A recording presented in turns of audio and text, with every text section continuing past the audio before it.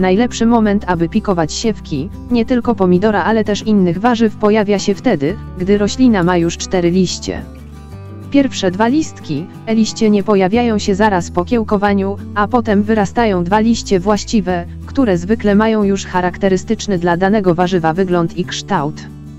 Po wykształceniu się tych liści należy siewki pikować, czyli przenieść do oddzielnych większych doniczek. Zwykle pikowanie przeprowadza się po 2–4 tygodniach od siewu. Brak przesadzenia sadzonek do oddzielnych większych pojemników sprawi, że przestaną rosnąć i się rozwijać. Po prostu staną w miejscu. Jeśli przepikowane pomidory po pewnym czasie wzrostu ponownie są wyciągnięte, należy ponownie przenieść je do znacznie większej doniczki lub do gruntu, jeśli jest już odpowiednio ciepło, i posadzić je znacznie głębiej. Można oderwać dolne liście i posadzić jeszcze głębiej niż rosły. To sprawi, że pomidor wypuści nowe korzenie z owej zakopanej łodygi, przez co wzmocni się, zgrubieje, zrobi się bardziej krępy i masywny. Ważne jest, by miał pod dostępem odpowiednio dużą ilość światła słonecznego, ciepła oraz był regularnie podlewany.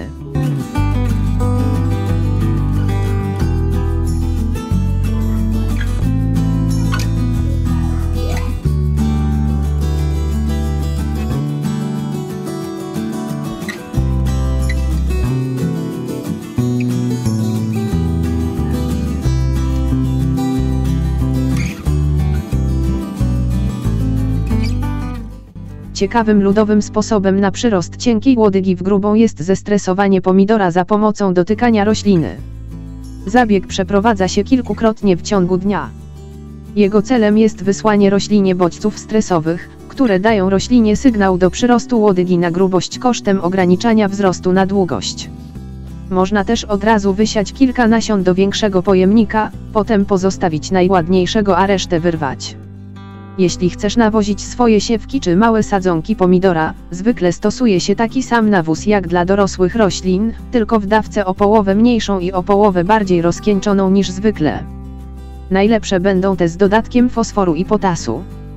W pierwszej kolejności, kilka tygodni od posadzenia, rośliny będą potrzebować, obok azotu i fosforu, składników takich jak żelazo, miedź czy mangan. Jeśli posiejesz pomidory w połowie marca, powinny być gotowe do przesadzenia do gruntu po 15 maja, czyli po przymrozkach. Przed wysadzeniem do gruntu należy je jednak zahartować. Czyli przez kilka dni wystawiać na zewnątrz w ładną pogodę, ale nie w pełnym słońcu, aby się nie poparzyły, i chować do środka na noc, by nie przemarzły.